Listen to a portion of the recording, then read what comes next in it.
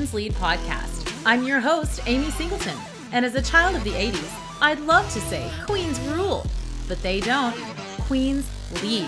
Being a queen means you are worthy to be a leader of people. The guests on our show do exactly that. They are leading the way in their businesses, families, and communities. They're taking their rightful place in the spotlight, leading and inspiring the developing queens in all of us.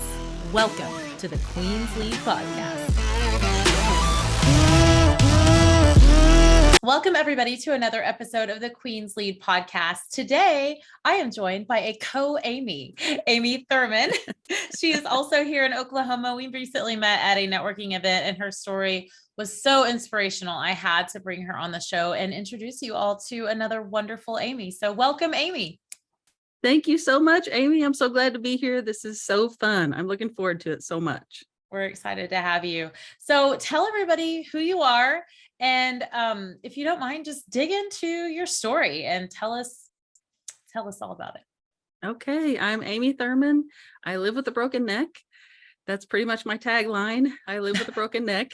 10 years ago, I was moved to Norman to work at OU and was working there about a year when I all of a sudden passed out, landed on my face on the hardwood floor. The impact sheared my brainstem, caused a traumatic brain injury, and it actually broke my neck, but that went undetected for 6 months. Wow. And it was 9 months before I could have surgery to repair it. So there was just so much damage done in those 9 months that I continue to live with a broken neck.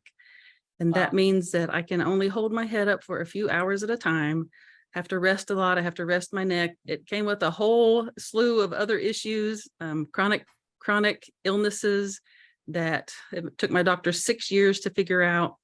It's been quite a journey. So it was 9 years ago when I passed out. The accident happened 9 years ago.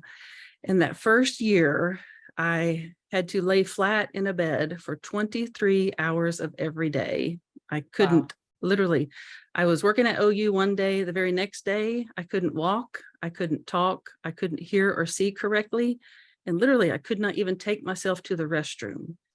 It was such a horribly deep, dark place that I would never, ever wish on anyone. And I felt like such a burden to my family. I did not want to live. I mean, I prayed and prayed that I would die because I was not living. I was simply existing. And I felt like my family would be better off without the burden that I was. And I knew I was on so many medications. I knew I had enough medication to make it happen. And I honestly considered it. Yeah. And then I had this moment of clarity where I remember thinking, what if I don't just resign myself to lay here and die? I'm sorry, it's emotional for me. No, definitely. Yeah. I thought, what if I don't just resign myself to lay here and die? What if I actually try to get better? And if I do get better, maybe I will be able to help someone else. As a former educator and social worker, that was motivation for me. So in that moment, I decided to fight to live with the intention of using my story to help other people. And that's what I'm determined to do. I love that. That resonates completely with me. As you know, I have a very similar story of wanting to die and then choosing not to. Yes. What do you feel like it was that brought you to that moment of clarity? Do you credit God for that? What do you credit that moment of clarity to? I tell you what happened was I was so deep and dark. In my mind, in my heart, in my soul, I knew that if I was ever going to get better, something had to change. I could not continue along all the negatives that were happening in my head because I couldn't do anything. I went from doing everything for myself to doing nothing. And so all I wanted was my life back, to be able to do the things I could do before. And so in my brain was so much negativity. I knew that had to change, but I realized not only did it have to change, but I had to replace it with something. Not only did I have to stop those negative thoughts, I had to replace it with something. And literally, I could not do anything for myself. So I had to have someone turn on a podcast, find an audiobook. And so I found Dr. Wayne Dyer, Tony Robbins, all of those amazing luminaries. And I just poured that into myself, constantly listening to uplifting messages And Yeah. it like allowed my soul to soar at that Yeah. moment. So at that time, that's when I came across this quote or poem by Rumi. It's that my business is named after. My business is called Polish the Mirror. And it's named after this quote by Rumi that goes like this: Ye who seek God apart, that which you seek, thou art. If you wish to seek the beloved's face, polish the mirror and gaze into that space. That spoke to me on a deep level. And it told me that all the answers I seek, all the answers I'm looking for can be found within. I just have to polish the mirror, look deep within, and my soul will lead me and guide me in the right direction. And that's exactly what happened. Girl, bring it on. Look at yourself. We are Not so trying to much preach. more powerful. Preach, bring it on. I mean, we are so much more powerful than we give ourselves credit for. We're so much more powerful. We have to look inward. We're all seeking something outward to fix us, right? Exactly. I like to You say I have found the power. Yes, I like to say I found my own hero within. She's in there. I just had to find her. That's right. That's right. I love that you dug into those, listening to the stories of others and learning how to tell your own so that you could, face the facts, figure out, sort it all out, because it's so easy to get bogged down in just the depression of it all and be paralyzed physically and mentally, which you have experienced. Yes, firsthand, 100%. unfortunately. Firsthand. Yeah. So how long were you in basically in recovery from the initial accident to where you could start doing some things for yourself again? It was 9 months before I had surgery on my neck. So for Mhm. those first 9 months, I literally was flat in a bed. My Mhm. daughter was a senior in high school. Oh My my son was a gosh. freshman in high school, and my little guy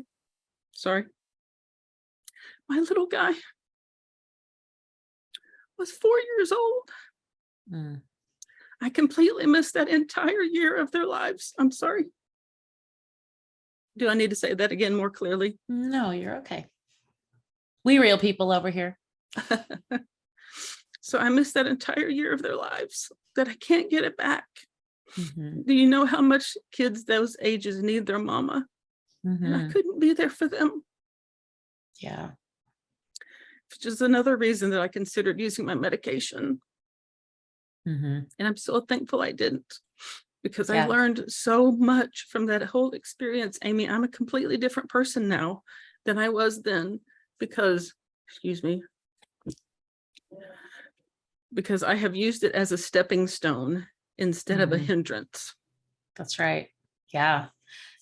How long would you say it took you to kind of divorce the victimhood and step into the power that experience gave you?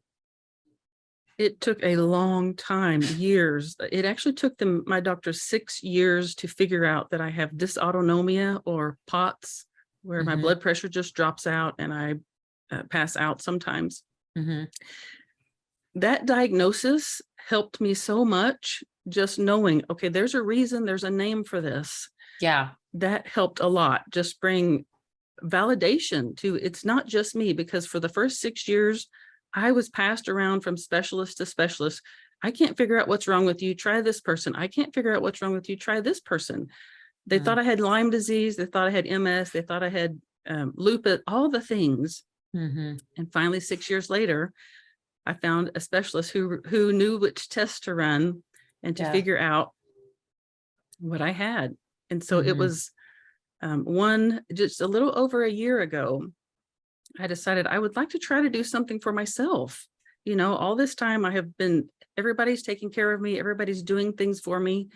I'm working my way up, fighting my way back to living, and decided I want to be more independent. I actually want to try to do something for myself. And so that's when I actually started my little business, Polish the Mirror. And it Mhm. began with a anti-aging, long-lasting, budge-proof cosmetics and skincare that are made in Sapulpa, Oklahoma. And I don't know if you can see, I'm rubbing my lip with my finger to show you that it's long-lasting. It doesn't come off. And Oh yeah. that in itself has changed my life. After being with them for 7 months, only 7 months, They asked me to share my story from stage at the largest conference they have in front of Wow. 2,000 women. Oh my So God, that's so scary. I know it is. It was so scary, I'm sure. I was terrified, but I knew that I had to say yes. Believe me, I thought about saying, heck no, I'm not doing that. Right? But I determined in my heart that I was going to use my story to help other people. And I felt like, okay, this is it. I'm going to do this. So I put my story together. I shared it in front of 2,000 women. And that one experience has been life-changing for me. I decided everyone has a story. Everyone has a story worth sharing. Everyone needs to be able to share their story. And so I became a story development coach where I help other people share their stories because it has made such an impact on my life. Wow, that's awesome. So tell us more about that. What you've taken some training to help others develop their story, or are you just taking your own experience of what you did to get ready for this huge event? I really just, it's polishing the mirror and looking within. Part of what I shared from stage is that we have this voice inside our hearts that yells and screams at us and tells us, no, stop, don't do it. You're going to get hurt again. It's too risky. Don't. And I call that our no voice. It prevents us from doing things because it's trying to protect us. But we also have this voice in our hearts that whispers to us. It tells us, yes, you can do it. You've got it. Come on, let's do this. And it gives us these huge, huge, crazy ideas that we would never even consider because they're so far out of our comfort zone. We're terrified to do them. So what I have learned to do is to thank my no voice for its effort to protect me, because that's what it's doing, while honing in on what my yes voice is telling me and following through on those crazy ideas. And that's where this is taking me. I have developed what I call your story in stages. It is, I share a piece of my story, a stage of my story, and I combine it with an emotion. We only are familiar with about a handful of emotions. In general, when you ask someone, what are you feeling? They will name one of 5 things generally, because we don't know the names of emotions. We don't know how they feel in our bodies. We just are not educated about emotions. Yeah. So I have come up with 100 different emotions that I share through this Your Story in Stages, 100 days, 100 emotions, to help people identify what's going on inside. What are you feeling? You may have experienced this, but you don't realize it because you didn't know that's what it was called. And so it's a series of not only helping people develop their story, but also becoming familiar with the emotions that are involved. That's awesome. I hear you saying over and over that being able to identify what it is we're dealing with, whether that be a diagnosis or an emotion, is pretty important to moving forward. Absolutely.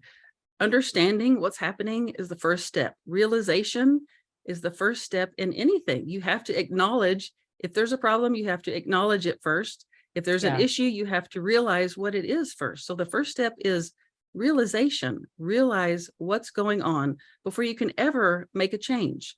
Just like I did in that bed for 9 months, I had to come to the realization that I am my own worst enemy right now. What's going on in my head is actually preventing me from doing anything, from getting better. And so it was that realization, just the realization, that helped me take the step along the path that I want to go, which is where I am now. Yeah. So how did you find, which came first, the makeup or I guess the makeup came before the speaking, because the makeup gave you the speaking opportunity, right? How did you become aware of the company here in Oklahoma? When I turned 50, my face looked 50, and I was not okay with that. I'm not okay with looking 50, Amy. You don't look 50. You definitely don't now, for sure. I sure did before. Let me tell you, I have pictures before and after, and it's fascinating what these products have done for my skin. But because I have so many chronic illnesses, our skin is our largest organ.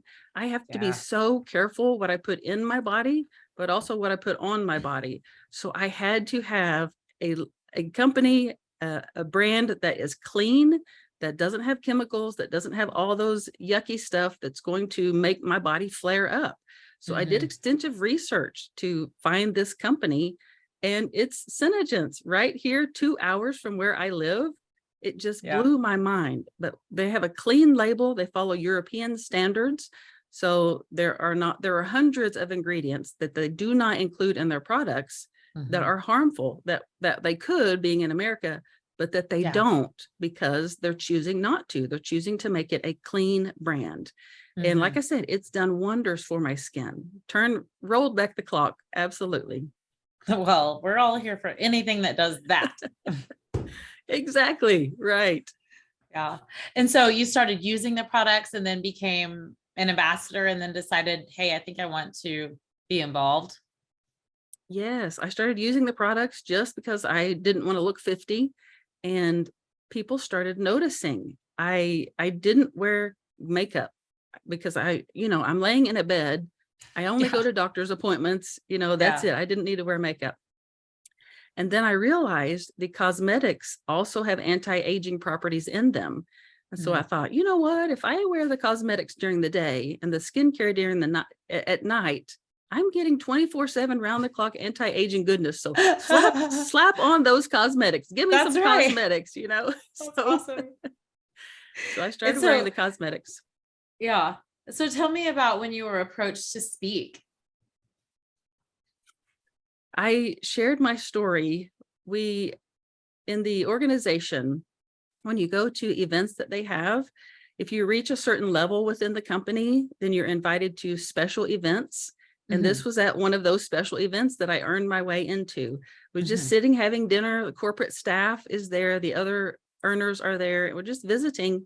And someone asked me about a photo that I had posted on my Facebook page. I had just had my professional photos done and I had posted them, and someone asked me about it.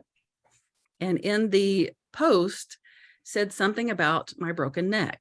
And so that started the conversation of, oh yeah, I live with a broken neck. And so they started asking me questions.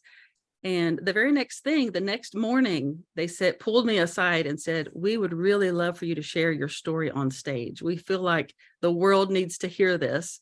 And so I was just literally, I was sobbing, just overwhelmed with, okay, I know I need to do this. It's terrifying. And the opportunity, all of that at once, just was so overwhelming, but it was just such a wonderful opportunity. I knew I had to do it, and I'm so glad I did. Yeah. And what has that led to?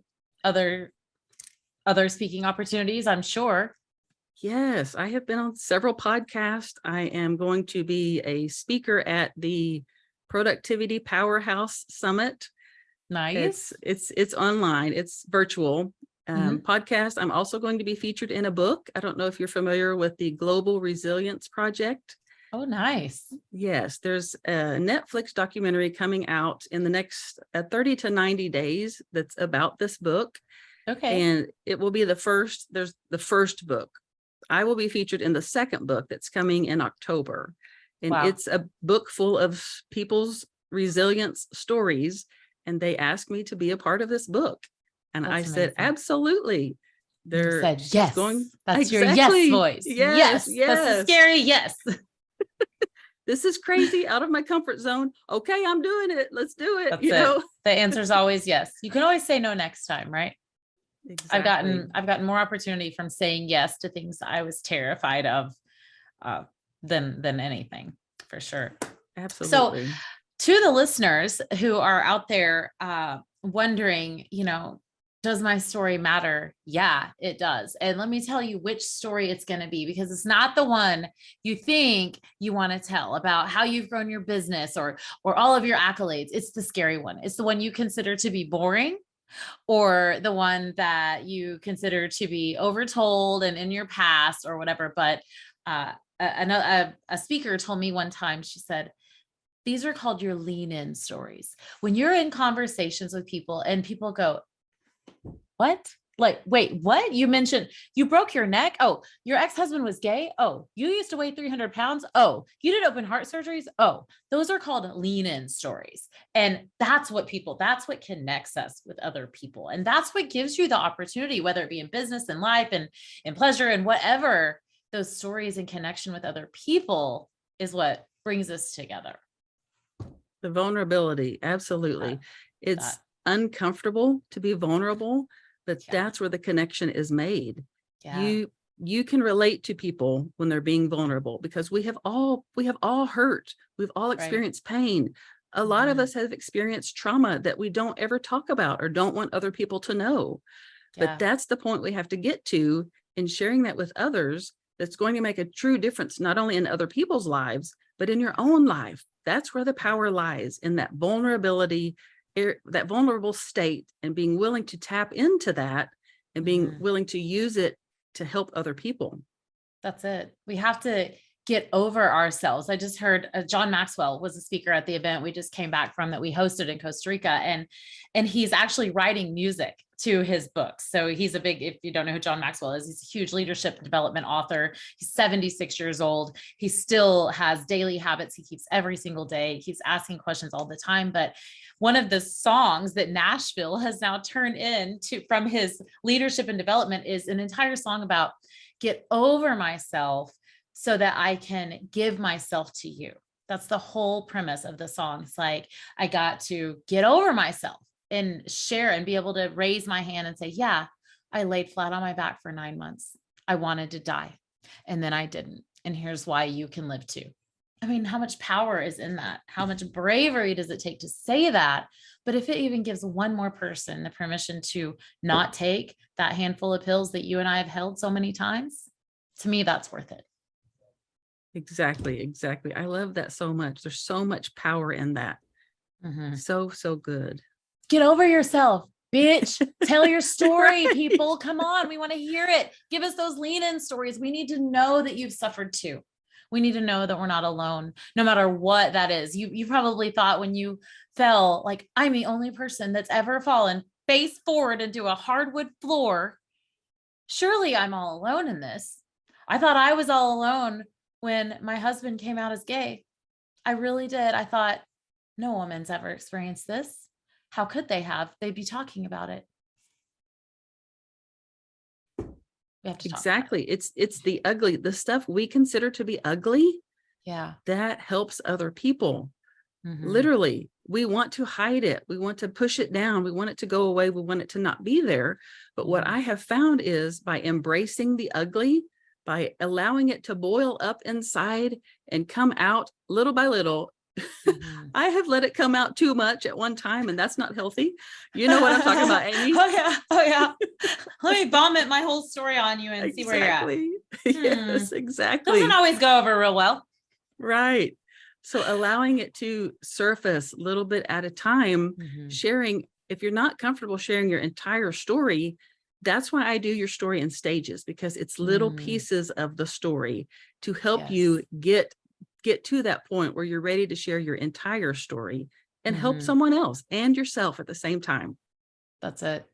I'm glad you mentioned that because it's been a weird thing to navigate for me, especially like not especially, but I have been especially aware of sometimes I have the need to like share the beginning to the end, right? Like the beginning, I was born here and here's where I am. And all of these things that happen in between were all so important to me.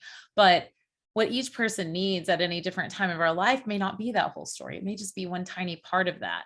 And recognizing who and when to share those bits with is difficult to navigate. Has it been for you at times? Yes, it has. And I will say, a lot of people, when they hear, because I will give them the thumbnail, excuse me, Mhm.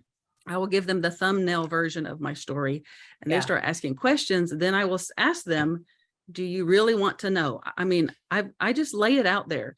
Do you Yeah. really want to know? Do you want me to share my story? Are you just concerned about my well-being? And I'm just Mhm. basically asking them, are you seriously wanting to know? Or are you just kind of checking off a box to ask me how I'm doing? Yeah. That kind of stuff. And that has helped Yeah. me a lot. Most people genuinely want to know. Of course, when they hear the first part of my story, they always want to know more. Mhm. But just starting off that way has helped me a lot. Yeah. Someone put it to me the other day with when you're out in the public eye, there's a lot of people that feel like they know you. And then sometimes you feel like the need to share all of that, privately with them. And she said to me, Amy, not everyone gets into the basement. I There are like there are that. certain I there are like that. certain rooms that you let people into in your life, and not everybody's ready for the basement level of your life. And that brought me some comfort to know that, I don't have a ton of really close friends. I really don't. And I've done so much extensive research and personal development trying to seek and figure out why. And there's some really weird like chakra kind of things that may indicate that many times I've seen just as a resource for someone, like as a passer through, like I connect them to this resource and then they don't need me anymore. And it's a hard place to be. So it brought me a lot of comfort to know that there are very few people that usually make it into the basement of our lives. I love that. That's so, so good. And it's Mhm. so true. What I'm finding is people are very protective of their stories for Yeah. multiple reasons. Most of the time, it's because they're ashamed. They don't want people Mhm. to know what they've experienced or how they responded to it, which Mhm. is my thing. I'm not happy to say the way I responded to my issue, but I'm happy to share it because I know it's going to help other people. And so Yeah. that's my purpose. One of my purposes is to help people understand you don't have to hoard your story. You don't have to hide it. You don't have to bury it Mm. down. Yeah. Letting it surface a little bit at a time is actually very, very healthy. But Mhm. being, excuse me, sharing it with people who have earned the right for you to share it with is a completely different Mhm. story. And that's what I Mhm. see a lot is you have to earn the right to hear someone's story. Yeah. Yeah. Definitely. And then the right people get to hear it at the right time, and it has more impact that way, I think. Um, Exactly. what was I going to ask you? So I'm sure you're like me in the fact that you looking back, you go, yeah, I wouldn't change a thing because I am who I am now because of all of that. But looking back, you said you're not proud of the way you handled your injury and you're right in that time right after. What would you have done different with the knowledge you have now? What could you have done different? Or what would you say to that person who's laying flat in a bed? I was in a wheelchair for an extended period of time, could not walk, could not move, living with parents, felt like such a burden, all of those things. So if you're out there listening and you are in a wheelchair, flat on your back, fresh off an injury, fresh off some awful trauma, what is it that you think maybe people could consider doing differently than what they're probably doing right now, the way you and I probably did what we did? My husband reminded me all the time, you did not choose this. This is not something Mm, that you did on purpose. This is not something you chose. It's something that happened to you. You mhm. cannot control this accident. It happened to you.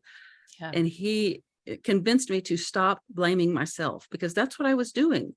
I was blaming Mhm. myself. Had I gone to the doctor, had I done this, had I done that, had I not gotten up because I felt ill that night, had I not gotten up out of the bed, I wouldn't have passed out. Had I done this or Mm, that, I wouldn't have passed out. And yeah. so I had to completely change that mindset of this is not something that I chose to do. This Yeah. is something that actually happened to me. And now I don't believe in saying this happened to me. I believe in saying this happened for me because Yeah. life is happening for us, not to us. But at the Hmm. time, I didn't realize that. Yeah. Hmm. And how long was it before you came to the realization that, like, okay, just because this happened to me doesn't mean that someone else is going to have to fix it for me. I have some responsibility here, and that really sucks because when something happens to us, we want someone else to fix that thing, right? Like, give me my refund, give me a credit, give me something for what's happened to me. But when it's like that, it's on us to make some decisions and take some action, right? That is so true. I Mm, remember blaming my doctors over and over and over again. mhm. It took them 6 months to figure out my neck was broken.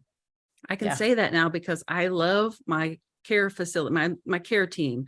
I yeah. love them. They are such a blessing to me. But at first I blamed them. And they, Mhm. like I said, for 6 years couldn't figure out what was wrong with me, why I couldn't hold my head up for more than a few hours at a time. And I realized that, you know what? You have to advocate for yourself. You cannot wait for someone else to step in and do it for you. Mm-mm, You mm-mm. have to be the person, if you want to find the answers, you be the person who seeks them out and finds Yeah, those answers. And that's that's right. how I was able to find the specialist who determined that I have dysautonomia, was Mhm. advocating for myself.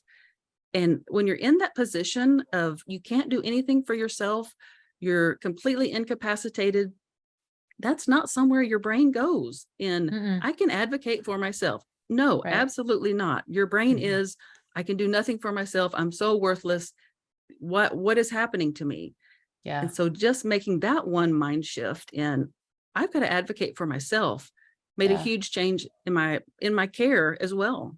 No one is going to care for us like we care for us, right? I hate to Exactly. say it, but coming from a medical background, my husband has said it to me many times. He's like, I grew up thinking that my doctor knew all. Like if you have an MD or a DO or something behind your name, well, and you everything you say is gospel and it should be taken. No, sometimes, but not always. Like we definitely have to be looking out for ourselves because they're so limited on their time and resources at this point. Like no one's thinking about us as much as we are. I promise you that doctor's not going home at night worrying about, wonder what's wrong with Amy. Probably not. Very Exactly. few, Probably very not. few, Right. especially during those discovery stages. Like I remember how long it took me to finally get that diagnosis that I could name something and go, oh, okay, that, when you can point at something, it does make navigating that a little bit easier. I don't know how you found it, but at least since the years of my diagnosis, that diagnosis has become so much less important now than it ever was. But getting it right at first meant so much so that I could not feel crazy. Right. Exactly. It gives you a sense of validation that, okay, I'm Yeah. not nuts. This is not all in my head, because Yeah. that's what they were wanting me to believe at first. I forget the name they gave it, but I absolutely did not accept that. And I kept Yeah. searching and kept searching until I found someone who did know what was going on. So yet our doctors are just not trained in weird things like the things that I have going on. They just they genuinely did not know what was going on. And so they weren't helping me, but I don't blame them for that because they're not trained in that That's sort of right. thing. That's right. That brings up a really good point that they weren't trained. I just heard someone recently say that he had a really hard time growing up with his father. Had almost no. Anytime he would bring an accolade or an award home to his father would say, "Well, that's really good, but be sure and keep your head down, or be sure and do this, or make sure you do this, or what." And it was constant criticism. And he now says, "My father wasn't equipped. He was not equipped to give me what I needed in that time." And I know, like, there's a lot of blame that goes onto our past, whether it be a diagnosis or a doctor or a family or a father or a child or a friend. Not everyone is equipped to meet us where we are at that time in our lives. And I think that's important to recognize so that we cannot always blame the other, but take that personal advocacy and responsibility to heart, because it's really not anybody else's job to make us happy or make us successful or make us feel validated or anything else. It comes from within, like you've found. Absolutely. I have completely changed the way that I think. I no longer blame people for what's happening in my life because I have to take some responsibility for that. Mhm. Literally every morning when I wake up, before I even open my eyes, I'm saying, thank you, thank you, thank you. That is the first thing that happens in my brain before I wake up. Thank you, thank you, thank you for my bed. Thank you for a good night's sleep. And I just continue that. Thank you, thank you. Living in a state of gratitude will change your life. Yes. Change your Honor. life. And Honor. now when I hear I am a disabled person, I have a disability, I am funded, I receive disability income, which is not very much, by the way. So my little business helps support that, helps supplement that for sure. But I'm sorry, I forgot what I was going to say. That's all right. Because my brain went in a different direction that wasn't what we were talking about. But it's about emotions. Yeah. So I can go on talking about emotions if you would like. Sure. Talk about emotions. I was sharing earlier that your story in stages that I created shares 100 different emotions that we don't know how to identify. And so we start with that. But what I've also learned is that emotions can get blocked in our systems. We have emotions for a reason. They are there to show us something. They're there to tell us either something's going wrong, something's going right. But those negative emotions that we experience, they can actually get stuck in our systems and block the frequency of the other emotions that we do want to experience. And so I also offer help to help people unblock those emotions, because you are not feeling what you could be feeling or what you want to be feeling if that pathway is blocked in your system. And so that's another area that it's kind of different layers.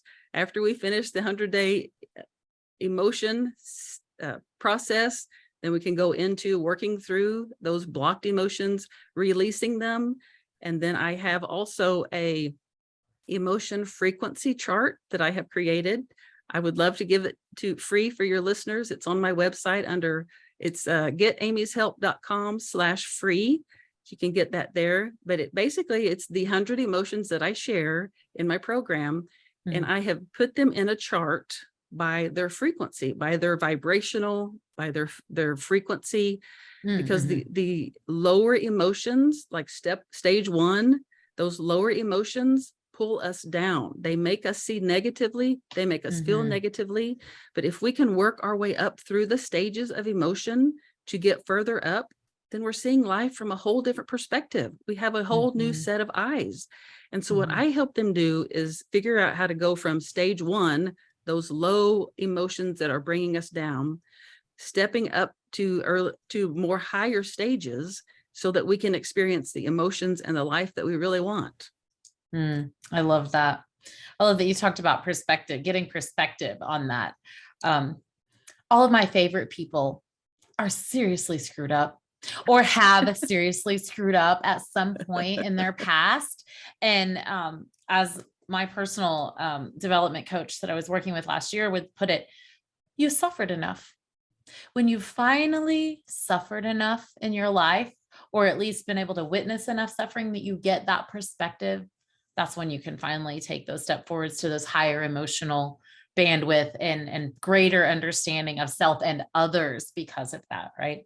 Like, so exactly. Congratulations on your suffering and congratulations on the beautiful life that you've lived and your leadership that you're showing to others, because there's a lot of choices you could have made when all of this happened, and you made some that didn't work and you chose to go a different direction. And that's the message I want all of you listeners out there to hear today, is that you have the choice. You have the power. You can move past whatever shit you're going through. I promise. Because Amy and Amy have been through some crap. Okay. We get it. Sure we have, understand. yes. You're not alone. I promise you. I mean, I can't even think of, I thought of a funny joke that maybe not very many people have thought of, but that probably wouldn't go very, very well. Unless you make some very strange decision, you probably are not alone in whatever you're going through. You're probably not alone. So take what Amy has said, go over to getamyshelp.com. Is that right? Getamyshelp.com. Check out her free emotion resources. If you need skincare that will make you not look 50 anymore, she's your girl. If you want to learn how to write your story, she's your girl. And if you need to learn how to get over yourself so that you can give yourself to others the way Amy's doing in her queendom leadership, go to getamyshelp.com right now and connect with her on the socials. Thank you, Amy, for being my guest and for being a queen that leads. Thank you so much, Amy. I have enjoyed this so much. I appreciate you.